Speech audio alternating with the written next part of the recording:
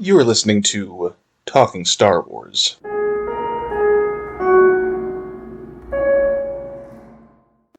Hello, Star Wars fans. I'm Alex, And I'm Tom. and today we're going to talk about Star Wars. And specifically, we're going to do the next installment of our series on character spotlights, particularly on the character of Qui-Gon Jinn. Yes. Today we want to talk all things Qui-Gon Jinn, everyone's favorite, enigmatic, played by Liam Neeson, tragically killed by Darth Maul in a Phantom Menace Jedi. Obi-Wan Kenobi is our elder state, typical, textbook Jedi. So, our mentor figure in Episode 1 is Qui-Gon Jinn. Would you say that he is that textbook Jedi, or is he a different sort of take on that vision? Qui-Gon Jinn is almost an anti-establishment Jedi, an anarchist Jedi, perhaps. Some people might call him a gray Jedi, but I would not. He never wavers in his commitment to the light side of the Force and using the Force in the right way, but he is very concerned with the constructions of power and the stagnation of the Jedi Council, he's worried that the Jedi Council is too focused on tradition and how things have always been rather than trying to forge new understandings of the Force and being mindful of the living Force as it exists. So he's something of a renegade, something of a maverick Jedi, but undeniably capable, powerful, and a mentor to Obi-Wan, who is almost the quintessential Jedi, but started out doubting himself much more before becoming Qui-Gon Jinn's Padawan. You can see some of his behavior later reflected in Anakin. Both of them are a little bit more of individualists, where they don't follow orders very well, whereas Kenobi, again, is very by the book. This is epitomized by the Jedi Council saying, okay, we have very bad vibes about this child that you brought to us. We know that you think that he's cool and powerful, but he's, I don't know, we have this prophecy that, maybe he's the chosen one, or maybe he's not and he's dangerous. And then they say, don't train him. And he says, okay, cool. And then he tells this little kid, you're just going to, follow me for the rest of your life, and you're just going to learn and listen, and it's going to be a lot like training. And he doesn't really follow the Jedi Order in that regard. Which one could argue leads to, the imbalance or balance of the galaxy from there. We see more of Qui-Gon's earlier life in a variety of media. I mean, there's Tales of the Jedi. Count Dooku and his fall to the dark side. Yeah, as we know, Qui-Gon Jinn was the Padawan of Dooku. So we have a chain of instruction and lineage and Jedi training going from Yoda to Dooku to Qui-Gon Jinn to Obi-Wan to Anakin. So, yeah, we have this kind of tragic arc leading from one fallen Jedi to quite possibly the most lethal fallen Jedi in the form of Anakin Skywalker. I don't know, it's a very interesting arc where you have this renegade, this rogue Jedi turned dark side count, with a Jedi who is more devoted to the light side but still has that independent streak, to your idealized, I'm going totally against the grain from my forebearers, and I'm just going straight ahead, and then Anakin, who falls just like we did at the start of the chain. Yeah, and I think Qui-Gon's sort of in the middle here, and we know that Anakin, despite only knowing Qui-Gon a brief time, still thinks about him often, especially when he is not happy with the Jedi Council. And we know that Obi-Wan thinks of him often as well, and how he felt like he failed Qui-Gon when he was unable to defeat Maul, which also comes to the forefront when Maul turns out to have survived the events of the Phantom Menace and returns, the murderer of his master, coming back to plague the galaxy once more. In fact, I think there's a recent and popular reading of the song Duel of the Fates, being that battle between Obi-Wan and the battle with Obi-Wan and Qui-Gon versus Maul is the duel for the fate of the galaxy. So if Maul dies, Qui-Gon takes Anakin as his apprentice, and then goes forth and trains Anakin possibly in the correct way. If, Obi-Wan dies, Qui-Gon would be able to defeat Maul handedly and do the same. But Qui-Gon died, and it was the worst possible outcome. We have this, possibly by the book perfect Jedi, but maybe someone who's a little too stringent in the code, raising Anakin as his apprentice, and, possibly bristling against that instruction leads him to turn away from the Jedi Order, ultimately becoming Darth Vader. In Obi-Wan's words, even as he faces him beside the lava pool on Mustafar, "I have failed you, Anakin. I have failed you." Obi-Wan even then believes the failure is his, which is a splinter inside Anakin Skywalker, up as we see in the Kenobi show, where he needs to deny Obi-Wan agency over him, and so he's like, "Oh, I killed Anakin Skywalker. I'm Darth Vader now. You don't have any power over me." And we all know what even Luke knows that that's a false statement, and Obi-Wan clings to it as armor too, because Obi-Wan views Anakin falling to the dark side as his greatest failure. Mm-hmm. But I think we can trace this all back to Qui-Gon Jinn. It's not necessarily his fault, but he was the linchpin around which much of this moved. He was the Jedi who made contact with Anakin Skywalker, who sensed that he was powerful in the Force, who was willing to go against the Jedi Council to train him if necessary. Even before that, he made so many different machinations, complex maneuvers in order to ensure that Anakin was going with them after winning the pod race. Because I can't even remember the ins and outs of the deal between Qui-Gon and Watto, but essentially Qui-Gon was able to get Anakin into this pod race and add to the deal by winning him. Even rather than Shmi Skywalker, his mother, it was a deal of chance. He moved the die that Watto was using with the Force to ensure that he was able to retrieve and train this boy. It's a subtle manipulation of the Force in that way that one could view as shady in terms of morality. Yeah, Qui-Gon, he'll manipulate a dice game if it gets him what he needs, and I still think that if Anakin had not won the pod race, if it was going to be between violence and failing at his mission, Qui-Gon would have resorted to as much violence as he needed to, hopefully with his minimal loss of life to succeed on his mission. Mm-hmm. He does not, because there is still a non-violent way to accomplish his means, but it's still manipulative in a way. Yeah, and Qui-Gon is all about manipulating people for the greater good. Mm-hmm. We learn many things about Qui-Gon, and they are played out, as you see in the visual media that we see him in, especially in The Phantom Menace. He is one of the main characters of the novel Master and Apprentice, where Qui-Gon is still Obi-Wan Kenobi's master. This is sort of the mission they go on almost immediately before The Phantom Menace. So Obi-Wan is an older Padawan, almost ready for the trials to become a Jedi Knight of his own. And they are dispatched to a planet that is being advised by one of Dooku's other former Padawans, and where there is a queen there who is being overcome by the machinations of a corporatocracy. But we also learn of Qui-Gon Jinn's deep distrust of authority figures, especially royalty and hereditary royalty. Qui-Gon Jinn he prefers a flatter hierarchy to the world. He's not even comfortable with the authority of the Jedi Council.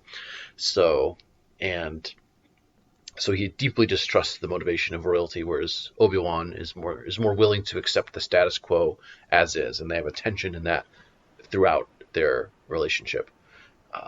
And they never really reconcile their different worldviews. They just simply come to respect each other. We also see more of Qui-Gon in Tales of the Jedi and Sith. There is a short story entirely about Qui-Gon where he is sent to retrieve a captured Padawan who turns out was not less captured and more manipulated into joining a rebellion that was not well intended. And his strict instructions were not to interfere with the internal politics of this planet. So Qui-Gon, of course, interferes in the internal politics of the planet. Dooku would be proud of him. And this is an angrier Qui-Gon, relatively recently after Dooku has left the Order and before he's taken on Obi-Wan as a Padawan. So he is very quick to resort to very firm stances here, and we see he has very little patience. I think, and this is playing out in the ways in which he is entirely willing to strong-arm Padme Amidala into doing what he wants or needs her to do. Once his mandate is fulfilled and she is off of Naboo, he calms down. Qui-Gon totally picked up on the fact, that, in my view, that Padme Nabier was Queen Amidala. Oh, yeah. But didn't say anything about it because he's like, I see the game that you're playing. This is for your safety. I respect you more now that you're lying to everyone. You're not lying to me, but I'm not going to say anything. In fact, you can even come with me. But we both know. You know that I know that you know. And even looking at that film, looking at his interactions with the Gungans prior to working with the Nabooians, he is actively manipulating them towards actively joining a war, or launching a war, at least, being participants in being an active army for the Nabooians. Qui-Gon Jinn is very quick and unconcerned about resorting to the Jedi Mind Trick. And this is why some people might view him as a gray Jedi, where he is willing to use the Force in ways that Jedi would consider almost distasteful. I mean, cheats at a dice game, Jedi Mind Tricks Boss Nass, attempts to Jedi Mind Trick Watto, and doesn't let anything stop him from his relatively single-minded goals. And you can see that could be dangerous. If a Jedi convinces themselves that they're correct, it's an easy way to fall to the dark side. Mm-hmm. So that is what the Council is always worried about. Despite valuing Qui-Gon Jinn highly, he is even offered at one point a seat on the Jedi Council and does reject it, as per Obi-Wan's line in The Phantom Menace: if you would just obey the Council, you'd be on the Council. Mm-hmm. So we've been talking about his character and his I guess you can't call it worldview when there's his galaxy view on how the galaxy should run. But I want to take a moment to talk about everyone's favorite topic of midichlorians. And there is the famous exchange where he's explaining the Force to Anakin, and I want to talk wider on Qui-Gon's spirituality. Just because the midichlorians, the tiny life forms within our bloodstream that allow for users to channel the Force, and individuals with high amounts of midichlorians have a greater ability to use the Force. It turns a very mystical aspect of the Force into something much more scientific. I would view this as part of Qui-Gon's continual search for the truth. That's what I was going to ask. Is this a popular view, or is this something more that Qui-Gon believes in? Because we don't hear about, midichlorians come up once in the films after this, when Palpatine talks about manipulating them to create life in Revenge of the Sith. So I don't know if this is something that is, like you're saying, is it something that Qui-Gon is personally investigating? And it does seem a little bit of an odd fit at first, because Qui-Gon is, a pragmatist. He's probably the most pragmatic Jedi that we meet that doesn't fall into the dark side. He is also rather spiritual. He always tells Obi-Wan to be mindful of the living Force, and he, in his fight with Maul, meditates and is entirely giving himself over to the Force and is willing to accept the results of what happens, and is convinced that the prophecy of the Chosen One is true and that Anakin will save all of them. He is tragically mistaken, of course, but what is him being fallible is another compelling part to his character. That said, about the midichlorians, I believe this is a sign of Qui-Gon Jinn's. He's always trying to find the truth, and one of the vectors in which is like, is there a way we can codify Force sensitivity with these other life forms? And so this is just his most recent understanding, given his combination of spirituality and science, about how the Force functions. I don't think for him it reduces the spirituality of the Force at all, but is just commenting on the interconnectedness of all life. It does not necessarily mean he is correct. There is a couple of expanded universe High Republic era stories where Yoda is relatively dismissive of the idea of a midichlorian count controlling someone's sensitivity to the Force. I was going to say, they didn't seem to care that Anakin had a high midichlorian count. They didn't help him become a Padawan in Phantom Menace. It appears to be just an aspect of science, and Qui-Gon ascribes to it, and perhaps it is true and perhaps it is not. But it is, I think, another way that Qui-Gon Jinn is showing that there are many different ways to look at the Force, and his is not necessarily the best or the most correct, but it is a view, and he's always willing to entertain different views, while usually being convinced that he is correct. Often he is right, sometimes he is not. And it's largely the Jedi Council that is wrong, which, They are. yeah, which is correct, and it again plants seeds in Anakin. It's kind of tragic that Obi-Wan, again, is someone who's so stringent on Jedi policy, happens to be Anakin's master when he was teed up with someone who could have taught him how to responsibly seek out your independent views without becoming a megalomaniacal S&M leather-bound robot. And I think the next part of Qui-Gon's character we have to speak about is that his continued existence after death. We see that Obi-Wan, he's the first character we see that after his own death is able to maintain. He becomes a Force ghost, as the name is. Or though he is dead, he has died, and he has joined the living Force. He is able to retain something of his personality, memories, thoughts. And Yoda has the same ability.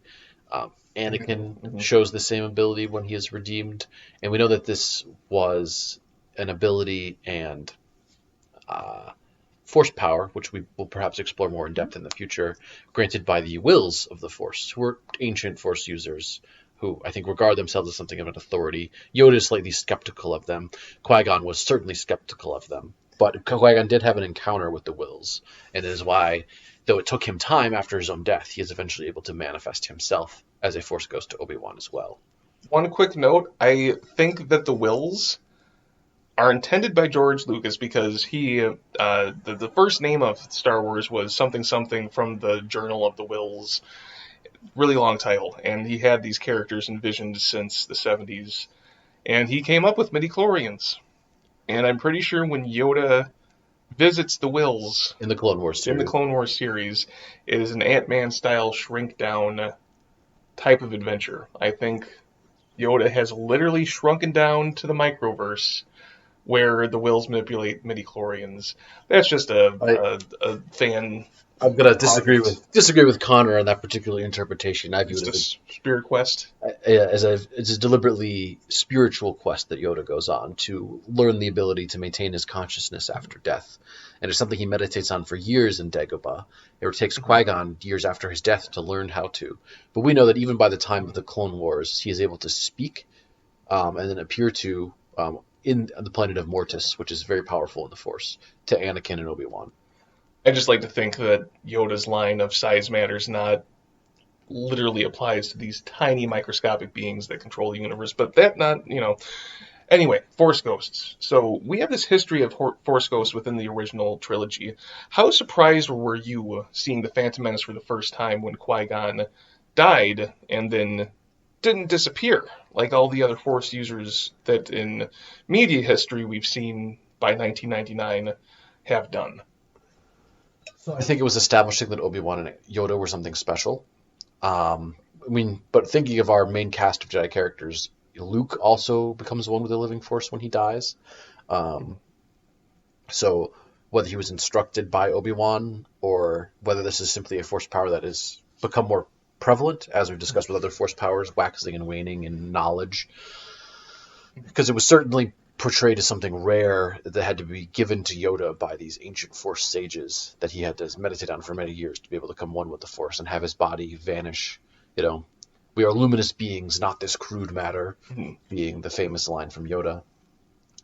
And I think Qui-Gon, despite going through a traditional Jedi funeral of having his body cremated, still does later appear as a Force ghost, appearing in the Kenobi show, appearing in the Clone Wars series. His voice is one of those that encourages Rey in The Rise of Skywalker. It's appropriate in a way where, he's this break in tradition where, he did not disappear. In canon, he becomes the first Jedi that we see. This might have been an ancient power that was once forgotten, but he's the first Jedi who is able to earn this ability to have his essence become one with the Force so that he could reappear to beings in the living plane. It shows how in tune that he is to the Force and how he is correct in disagreeing with the main Jedi Order because it's something that they weren't able to establish independently.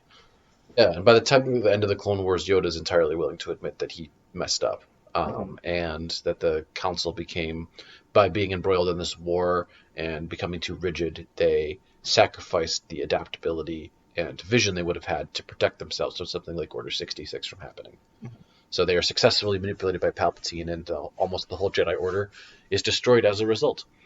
But Yoda gets a much broader view of failure that he expresses to Luke Skywalker in The Last Jedi. He talks about, the ancient sages and their books, and it's like, yes, they knew some secrets, but they are not living in the world as it is now. Yeah. I messed up in my own life. It's like, Luke, yes, your Jedi Order was destroyed by one of your students. How do you think I feel? Same thing happened to me, and I'm so sorry you had to make some of the same mistakes I did. Let's try to make sure that our predecessors don't make the same mistakes we did. Right. Learn from it, move on, be pragmatic, be practical. I don't know. A lot of people find Kenobi to be the epitome of the Jedi, and they, make him the Jedi daddy, as it were. But I think Qui-Gon, again, had it right. He would have been the ideal lead, and it's something that's a little bit genius of Lucas to have done, where, the person that is set up to be this Merlin, this perfect leader, doesn't end up taking that role, and it has to be the inexperienced, by the book, not as worldly Jedi of Kenobi who has to take that role, and that's what leads to the ultimate tragedy of the series. It's we see Obi-Wan, I think, acting more like Qui-Gon as time goes on. As he grows older, he becomes much more pragmatic in his old age. He would say he didn't lie to Luke, but he lies and manipulates Luke Skywalker to avoid having to tell him the truth. He Jedi mind tricks some stormtroopers. He slices the arm off of someone in a cantina. We have a very pragmatic Obi-Wan that has emerged after being in communion with Qui-Gon in between Kenobi and A New Hope.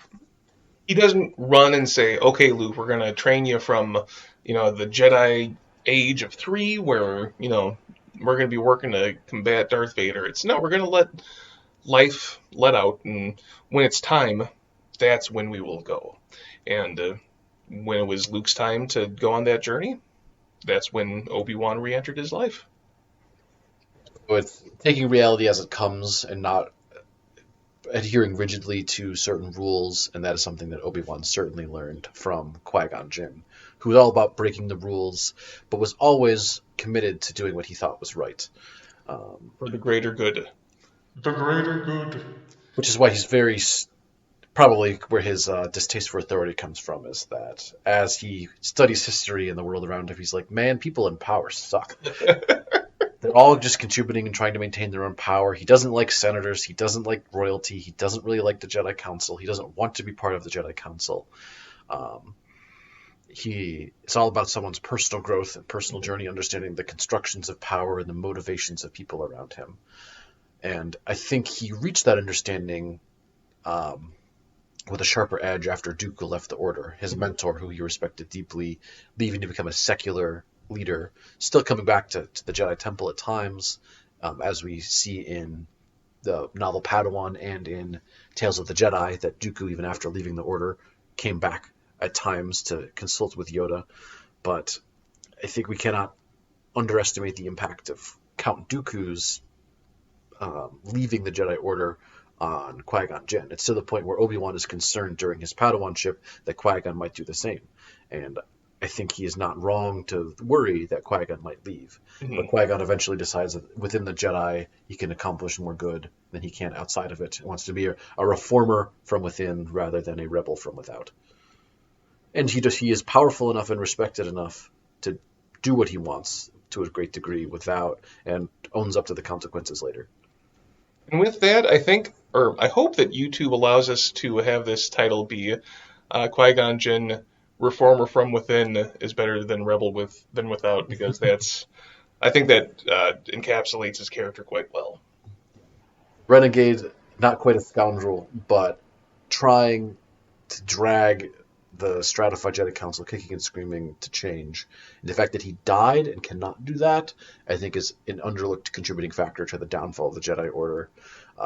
Because there's no way Qui-Gon Jinn would have been like, yes, we should become generals in the Army of the Republic, without some serious side-eye over a Palpatine. Mhm. Would he have stopped Palpatine's plans? Maybe not, but they removed a voice that would have been more suspicious of those in power. And, now if we ever do a what if when it comes to Star Wars, now we know the first episode is what if it was Qui-Gon the trained Anakin. That's going to be spinning in my subconscious for a couple months now.